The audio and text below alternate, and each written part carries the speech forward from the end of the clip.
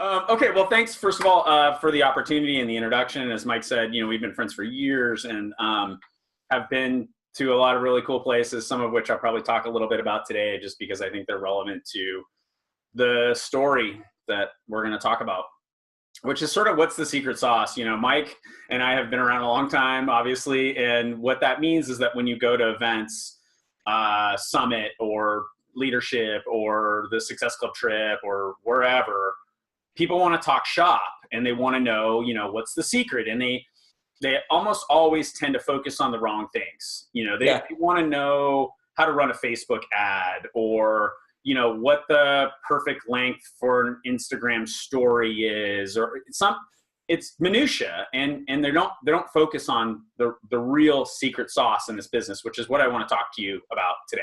So in order to do that, I'm going to tell you a story, because I'm a little bit of a storyteller. I'm a cyclist, and this is the time of year when I start riding a lot. I'm a skier, and the ski season in my mind is there. Once the snow melts, I start to turn towards riding the bike. And last year I started riding on a velodrome. So it's like a NASCAR track for bikes, and it's a blast. It's super hard, and it's a little dangerous, and it's awesome. It's super fun. But I also ride my road bike because I can't get on the track every day. Today's a track day because we have access to it. But when I don't, I ride my road bike. And when I ride from my house, there's a ride that I do every time. It's just not easy. It's a straightforward ride that I know like the back of my hand. I know every crack in the pavement. And it's a 10 miles out, 10 miles back, just a little 20 mile loop. It's flat and it's very exposed. You go right along the beach. It goes right past the hotel where we had Leadership a couple of years in a row. And that ride, typically the regular normal thing on that ride is that as you ride down, it's downwind and you fly. I mean, I get down there 27, 28 minutes, typically got the wind at your back and you're just flying. Then we stop. There's a coffee shop where they have the best cold brew coffee ever. It's a couple former Navy SEALs who have the best cold brew coffee. And you need a cup of this cold brew coffee because now you've got to turn around and you've got to go back, and it's into the wind. And it sucks. Because you have to work, way harder for much less in speed wise, right? Twice as hard for 2/3 of the speed. If I'm going 22, 23, 24 miles an hour with the wind at my back, I'm coming back going 15 miles an hour, but I'm working a lot harder because I'm going into the wind. It's just like riding uphill. I'm not a cyclist. For 2/3 of the speed. If I'm going 22. We got echo. Where's that coming from? That was my bad. All right.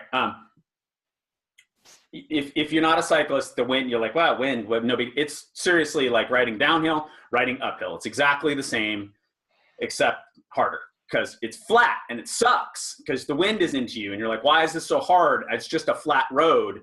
If I was driving a car, I wouldn't even notice it, right? But when you're in a bike, you notice it. So last week, I went out to go do this ride because it's my day to go do my ride. And I brought it with me. I have my Action Sports kit on. Yeah. This is from Mike's brother's shop in Bakersfield. And I've been doing 2B Mindset since March 8th, and I've lost like 10 pounds, which means this thing actually fits me now. Nice. Because I was so sausaged into this thing that it was ridiculous. I was not going out in public like that. I have a whole new appreciation for women and like bikinis and cocktail dresses and why they get so worked up about that stuff. Because, man, you squeeze into a kit and don't look good in it, and right away, it's like, oh, I need to. It's like that saying, yoga pants don't lie, neither does Lycra. That's right. Exactly. Like, that's what it is. Okay. Yeah. So I'm feeling all good about myself, and I get myself into my Action Sports kit, and I set out on this ride. And today the wind is blowing hard, but it's in the exact opposite direction. So, and this happens every, 1 out of 10 times you do this ride, you're like, oh my gosh, the wind is the wind is going the other way. What really changes the dynamics of the ride, right? Like it's a different deal. Normally on that ride, I'm kind of soft pedaling down because I know coming back is going to be super, super hard. So I want to conserve some energy, even though I know I got my cold brew. I want to conserve some energy for that second half of the ride because I know it's going to be hard. Well, when the wind is going the other way, man, I'm charging down to that coffee shop. I'm using everything I've got on the first part of the ride, because I know the second part, I can just soft pedal and I'm just going to the wind will just push me home. And I know that's going to be a much easier day, because when I'm tired, I have the wind at my back. What changed? Just the wind. That's it. Yeah. The ride is exactly the same. It's the same mileage. It's the same piece of road. It's the same stupid crack that you got to watch out for. There's a curb here that is sketchy. None of that stuff changed. The only thing that changed was the direction of the wind. And that's the secret sauce in Beachbody. It's the wind. That's what it is. Sometimes the wind is in your face. Sometimes it's at your back. Okay. There are some people, and Mike kind of talked about this at the top, who only want to ride with the wind at their back. That's just not how the thing works. Okay. Because sometimes the wind is going to be in your face. And when it is, you're going to have to work twice as hard for half the reward. That's just welcome to life. That's not just this business. That's everything. That's everything. That's everything. Okay. So I have a slide that I want to show you. We're going to do a little history lesson here. I don't normally use slides, and I really don't necessarily like speakers who slide people to death. But this one I think is worth showing you guys. So hold on. All right. So this is a little chronology, basically, of our history. You know, that's what it is. This is our history right here. Company started in 1998 with Carl and John there on the beach, and Carl with his really bad hat on backwards. Then they started launching programs, you know, and they started, there you go. They started launching programs and they started creating stuff. I come into the picture here in 2003. The slide's a little deceptive. P90X wasn't actually launched until 2004. I came in, Monica bought Power 90 with VHS tapes of Power 90. And, you know, we just had our second child, needed to lose some weight. That seemed to make sense to me. It was like, okay, go down to the basement and work out half an hour. We both lost weight, did great. P90X came out. It beat the crap out of us, but we went through and we did it.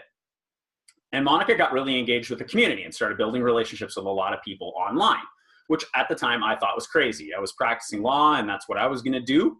And I thought this was all a little wacky, but what the hell? I didn't care. She was entertained and I had bigger fish to fry. We moved to 2007, and 2007 is when Team Beachbody started. I don't know what the official day we started is, but it was March of 2007. My actual sign-up date is January 23rd of 2007. So I was part of the pre-launch. Monica was one of the founders. I was invited to be a founder. I didn't go to that meeting. I thought this whole thing was just kind of whatever. This is just dumb. We're probably going to end up with a garage full of things. Every sort of thing that could spin around in your head about network marketing, I had. She was at the founders meeting. I was looking for lawyers to review the comp plan because I was sure this was a total scam. So we launched for business, and the wind is in our face, like from the get-go. Some of the people who were invited to be part of this company weren't great people, just to put it bluntly, and they're not around anymore. And we were called $1 Million Body. Now, when Monica asked me, would you rather introduce yourself as a lawyer or $1 Million Body coach? I said, look, if you want to sign me up for that thing, go ahead, but I'm never going to do that. Okay. That's a horrible name, first of all. Yeah. And nobody knows your products. You don't have any brand recognition and you don't have any consumables because we didn't have Shakeology back then, right? All we had was recovery formula and like omega-3s and Activit. We didn't have any, like you don't have anything to sell. So if you want to go do that because your friends are all doing it and you don't want to get left out of the party, fine, go for it. I'm never going to do that. I mean, fast forward to 2008, and 2008 was an interesting year to say the least. And this is one Mike knows all too well. September 15th of 2008, Lehman Brothers, one of the largest banks in the entire world, declared bankruptcy. And the world economy went into a total tailspin. We learned new terms like credit default swap and tranches. And we learned that people were bundling bad debt and selling it as if it was good debt, and that the whole economy was based on a bunch of lies.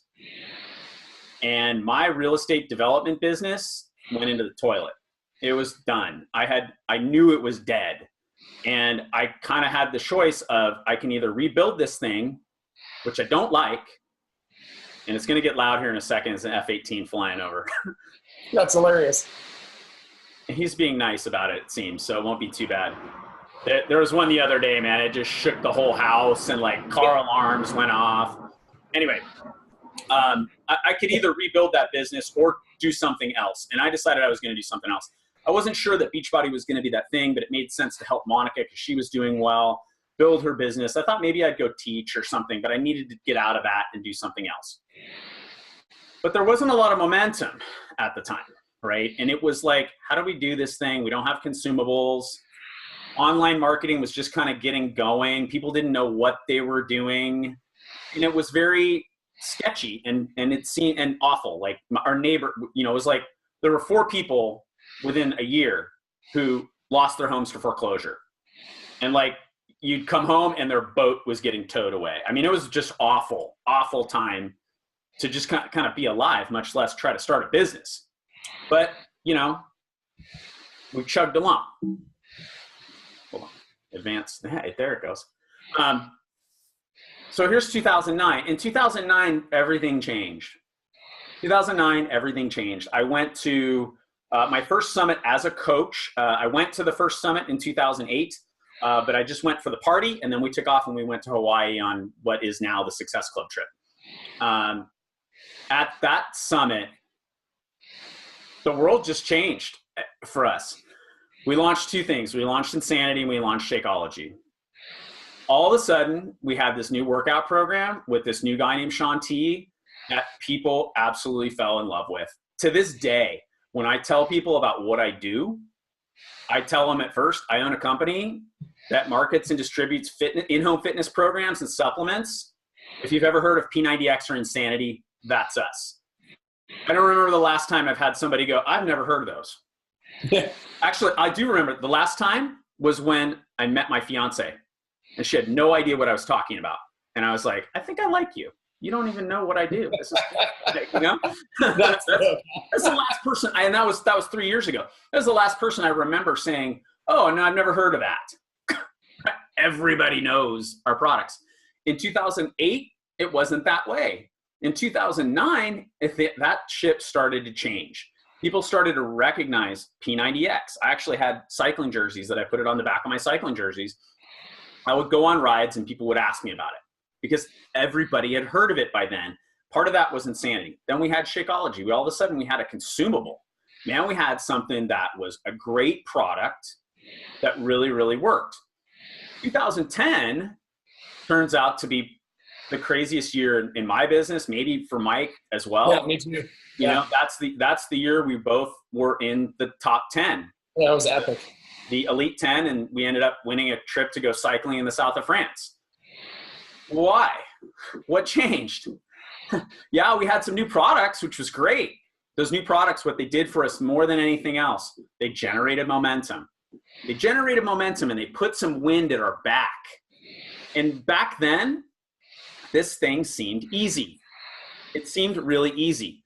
Then we kind of go through a couple of years where it's a little up and down. There were some people who left our company and went to other companies, and they weren't nice about it. They were actually really mean about it, and it was not cool, and it wasn't fun to be a coach. And some of them, Mike mentioned being in the people business and the relationship business. Some of them were people I thought, oh my gosh, our kids are going to grow up and be best friends. Yeah. And they turned around and kind of stabbed us in the back.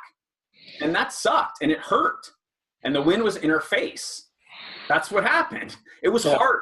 It was much harder mentally, not physically. There's no difference physically, just mentally it was harder.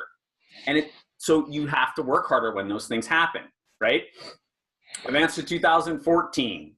And I remember just a quick story about this. There was a point, and I don't remember when it was, somewhere like 2012, where they changed the flavor of Shakeology. Oh yeah, I remember that. Shakeology. And everybody hated it. Yeah. Everybody. It was awful. That funky aftertaste. The aftertaste was horrible. Yeah. And a bunch of people went, nah, I'm out. Later, wind's in our face now. I'm going away. My customers don't like this. I'm going away. Other people were like, hey, fix it. And corporate said, we'll fix it. And they did. And that you have, if you taste chocolate Shakeology, it tastes basically the same as the formula that we ultimately ended up with. But there was a 6-8 month period there where the wind was really in our faces. Okay. Then we fast forward to 2014 and the 21-day fix comes out. And I think my perception of it when we first were told about it was like, that's nice. Another trainer. That's cool. Like, it's good to have more trainers. Doesn't really do anything for me. Containers, whatever. Then that launch happened and it just knocked our socks off. They sold out the containers in less than a week. They were like, sorry, it's on back order. They're going, what? Yeah, nobody in our business had ever heard the term back order before. Yeah, you can't be on back order. What? Back order? And now I could use 21-day fix the way I use P90X and Insanity. That's the brand recognition that product gave us. The next couple of years, whoa, we were downwind, man. We were flying and business was growing like crazy and things were good. And even though I went through some personal struggles, this is around the time when Monica and I got divorced, even though all of that stuff was happening, the wind was at our backs and man, it was just kind of keeping us going and keeping pushing us along, and you didn't have to work as hard and you still got the reward. But everybody knew that shift, that tide was going to turn. In 2015, we launched Beachbody On Demand, made a change that we had to make. Okay, there was no choice but to go digital. But that change was difficult. All of a sudden, the business model changed a little bit. People weren't getting a box in the mail. It was different. The commission structures changed a little bit. A lot of the little business things changed that just had us turn around, and now we're riding into the wind again. And things got harder. Then we went to the annual all access, or don't call it all access anymore, the annual pass, whatever we're calling the annual subscription now. And we had a year where there really weren't a whole lot of renewals on club memberships. Yeah. From December 16 to December 17, when December 16 was when we launched all access, to December 17, there weren't any new renewals, weren't very many renewals on BOD memberships. The other thing that happened during that time in 17 is we completely overhauled our tech. Okay, so we went from an antiquated back office to a brand new, fancy, slick back office. We went from a shopping experience that was asinine. It was not good. If you were around, you know what I'm talking about. If you weren't, just imagine like one of the worst e-commerce sites whatever the worst one you've come across lately, that's what we had. Okay, it was bad. Yeah. And to systems like Share a Cart, where I can just ask you like, what do you want and what is your email address? And I can create a customer account for you and send you a link with your order. And all you have to do is click on the link, enter your credit card, click OK, get your stuff. Now we have a world-class experience, right? Yeah. That wasn't fun. That tech rollover, I don't know if you've ever been through a tech rollover. I've been through a bunch of them. They always suck. They always suck. There's always something that you use that didn't get included in the new thing that is mind-boggling to you. Like, why wouldn't they include this? But they didn't include it because they just didn't know you used it, right? We went through all that stuff and just had the wind in our face.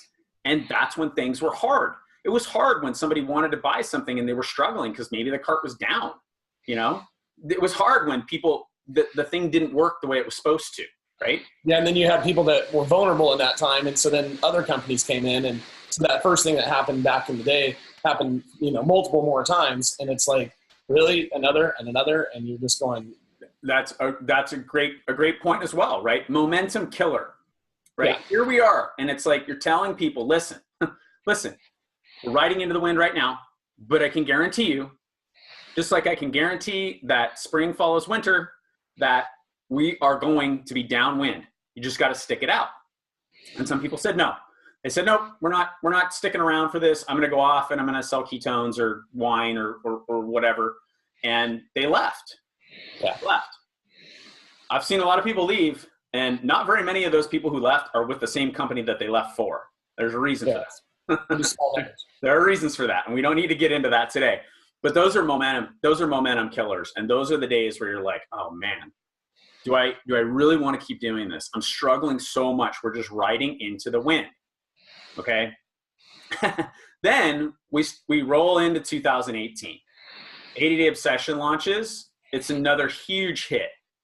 Corporate figures a few things out, like the bundle packs that we had with all the supplements. Like, hey, here's a great idea. Let's start a group just for coaches. So you got to be a coach to get into the group. This slide has now lost its usefulness, so I'm going to get rid of it. And this brings us to where we're at now. You know, we have world-class technology. We have all the tools we need. They just gave us another updated version of the introduction to Team Beachbody, a video that you can use to share our business. We launched 80-Day Obsession. It goes nuts, and it's great, and it works, and people love it. And then we just launched 2B Mindset. I mentioned I've been doing that program since March 8th. I'm a huge fan of it. I really like what I'm seeing. The last 2 weeks, sales and volume wise, have been like it was in 2014. It's the only thing I can compare it to is the 21-day fix, because we never had a launch that looked like this. And even 2B Mindset, I think, is bigger. And I'm as surprised by that as I am about the 21-day fix, which shows you what I know. You know, I mean, I've been doing this thing for 11 years, and I still don't know what's going to be sticky and what isn't. The thing about momentum is that, while it's the secret sauce, it's really the hardest thing to try and create on your own. It's the hardest thing to try and create. And there's a lot of things you can do to try and create some momentum, especially when you're riding into the wind, right? You know, you can come up with a great concept for a challenge group. And I see people and they'll do like, you know, summer slim down. That's a really great sort of thing right now, right? You know, we did 21 days of fitness and talked about the 21-day fix right before Christmas. Like, keep going, I'll be right back. Sure. One that like finished, you know, right before Christmas. These little things you can do that will create momentum in your own personal business. Okay. Those are great. And those are things that you can do. And there's things like, you know, team retreats and different incentives, and corporate does a lot of these little things. That's why there's a bobblehead for Success Club, or a call, or a t-shirt, or a this, or a that. All of that is designed to create momentum, and some of it creates some momentum. Okay. But those little things, the wind that I can create for my team, or Mike and your leaders can create for your team, is nothing compared to the wind that corporate can create. Corporate is like, you know, this is like us going, trying to blow up a, you know, sleeping pad or something. Corporate's wind is like a hurricane. Okay. And it doesn't happen that often that we hit this point where we have this hurricane at our back that's being generated by corporate. Okay. Where the whole community of Beachbody is in a good mood right now. Okay. What that means is you don't have people leaving and then turning around and going, yeah, Beachbody sucks. There's not going to see that for a while. You're not going to see that stuff for a while. And what it means is that people are more open and receptive to our message. Mike mentioned things like the election. I didn't even touch on that. Man, 2016, Facebook was a battleground. We're only starting to figure that out now about what actually happened and how, you know, we had a bunch of Russians like making up lies and getting us to fight with each other.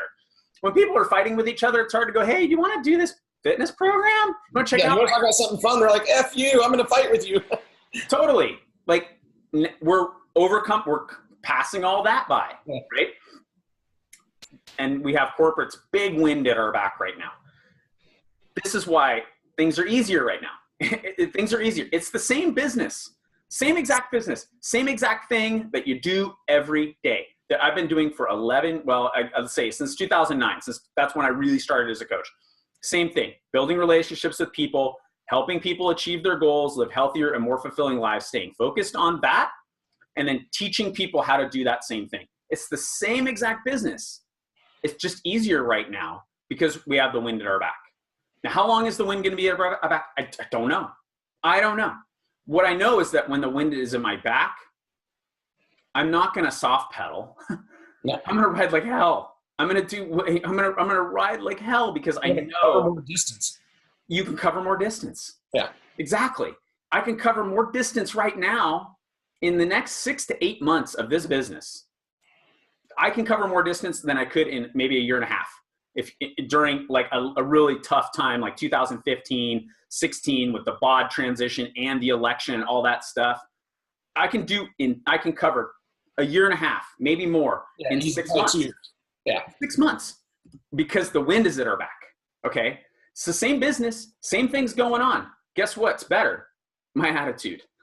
Yeah. My attitude's better because I wake up stoked to do this thing. I get messages from people who are having fun. I'm more engaged with my customers because I'm engaged with the program. I was telling my team the other day, you know, if there's all these little things you can do to create momentum for yourself, like the Summer Slim Down and the 21 Days of Fitness or whatever. You want to create some momentum in your business? Lose 10 pounds. Get on a program. Start focusing. Show up every day. Gives you something to talk about. You start to talk about it more. All of a sudden, oh, what do you know? Gaining some momentum. When that happens, just put out the same effort. Yeah. It's the thing. Just put out the same effort. You know, keep going. Don't soft pedal and don't disengage. The wind is just the same thing. Like I would tell you, and it's kind of the bad news bears bummer news of the day is that things are great right now. Enjoy that. Have fun. Work hard. Cover a lot of ground while you can, but know that at some point that wind is coming back at us again. I don't know what that's going to look like. I have no clue. I just know that it's going to happen because it's what happens in life and business. Yeah. Is that the wind shifts. Don't let your business be a victim to that. Right. Instead, just understand that there's going to be times, man, when it's easy, go charge. This is what I'm telling my people right now is please, especially if you're new, go charge now because you can cover so much more ground over the next 6 to 8 months. Yeah. Could in 2015, 2016, when all of this other stuff is going on. And that's really the secret sauce of this thing. It's not about the perfect Facebook ad or, you know, a great email marketing campaign or you know, what your cover photo looks like on your Facebook page. It's not about that stuff. It's about understanding the dynamics of how things work. And that right now you have all the tools you need. Like you have to learn, you have to discipline your mind to get excited about adversity. You have to discipline your mind because what you have to understand is that's where the opportunity is. Yeah. You know, like a great example. So Lance Armstrong, you know, our good buddy Lance. Lance has a podcast now that I'm pretty much glued to. And he was telling a story about one year he did this race called Milan San Remo. And Milan San Remo is like a really long, pretty flat, but just long. It's like 230 kilometers, long race. And he said, we got to the start line and it started to rain. And one of his teammates was like, oh man, this is gonna suck. And Lance looked at him and said, yep. And guess what? Over half the guys in the field just said the same thing. They're done. We just cut the field in half. Because when it sucks, less people do it. There's more opportunity. There's more room. Okay. Here's another little prediction, right? Everything repeats. Everything. Yeah. In this market, the market that we're in, the environmental climate, the economic climate that we're in is a little too happy. And people are making some bad choices, just like they did in 2008. They're getting over leveraged. Oh, yeah. They're making some mistakes. People are forgetting about 10 years ago because it's 10 years ago, right? People are forgetting about it. Something's going to happen again. I don't know what. I don't know when. I don't know how. I don't know what it looks like. I don't know if it's disastrous or just a speed bump. I don't know. What I know is that when that happens, there's going to be a short period of time where it's really going to suck. And then our business is going to explode. Yeah. Because people like Mike and I, who have careers doing other stuff that we're successful at, are going to look for something else because that career dies. And now you got to go do something else. Now you got a guy who's an accountant or a lawyer or a doctor or somebody who maybe wouldn't otherwise consider a business like this, but is a smart, hardworking guy who understands the realities of life. Those people are going to come into our business and this thing is going to skyrocket. That's what's going to happen. Now, if when that happens, you look at Beachbody and go, oh, well, that's going to die too. You're making a huge mistake. You're making a huge mistake. You should be licking your chops and understand that when the wind is in somebody else's face, it's at our back. Yeah. You have to discipline your mind to enjoy adversity and understand that that's where the opportunity is. That's when there's a chance, because things suck and because half the people just give up. You know, those are the easiest years to do things like qualify for elite. If you're willing to work hard, you're going to need to pedal twice as hard. That's just the reality of the commonality, but there's less people racing with you because a lot of people just go, yeah, this is too hard. You know, all people want to do on Facebook is fight with each other, you know? Okay, fine. Great. You know, see you at the end of the year. It's unbelievable how bad that perspective is. And you know, what's interesting is that, you know, statistically, historically speaking, there's a market crash of some significance every 7 to 8 years. And the only reason that we're 10 years out on this one is that's the only one that's ever had the bailout, as you know how all that happened and everything else. Otherwise, it would have been worse than the Great Depression because it would have brought down countries. Well, I mean, it basically did. But the fact that we built such a monumental business in the worst economic time in world history, that's a significant thing. So what you're saying is 100% spot on. And then the only reason the delay is delayed, like people, you're right. People are like, oh, it's too good right now. Everything's so easy. I don't need money. I don't need another opportunity. I'm good. I've got this. And they have this well-rehearsed story. It's just bullshit of why they don't need something. And you're right. As soon as it gets tough, and then when they find themselves irrelevant, they're out. I mean, when I sit there at the car place yesterday, and I go, look, I said, for everybody who's making six figures, I go, what would just happen, just hypothetically, what happens tomorrow if your job is gone? That, you know how much harder it is to replace a six-figure job than to replace a job making 40 grand a year? I can be a waiter, make 40 grand a year with good attitude, or get in a good restaurant and no problem. No, you can make 50. Right. You can make 50 too. That's the deal, right? There you go. In a nutshell. In a nutshell, you know, and right now it's just easier. It's the same thing. It's the same thing. It's just a little bit easier because everybody's got a smile on their face. Everybody's enjoying what they're doing. We're all having a good time. We get to do calls like this instead of, you know, calls with, you know, whatever compliance or, you know, like you get to do stuff like this. And it's right. Like, you know, and that it gets me excited, you know, and when I'm excited, that energy is just contagious and it just all carries over. And here we are. And don't miss it is what main thing I want to tell you. Don't miss it. Yeah. Don't miss it because you can just cover more ground now. Yeah. It's not simple. Getting fun again. So thank you so much. I really appreciate your time. For sure. Insights. Thank you for your friendship. I just thank you for all this, really sincerely. So have a great day. Congratulations on your new deals. And you guys just take the Q&A to the page and I'll be happy to get to everybody today. Thanks, brother. I'm in there too. So if you guys have questions, just let me know. I'm happy to answer any. Awesome. All right, guys. Later. Yeah.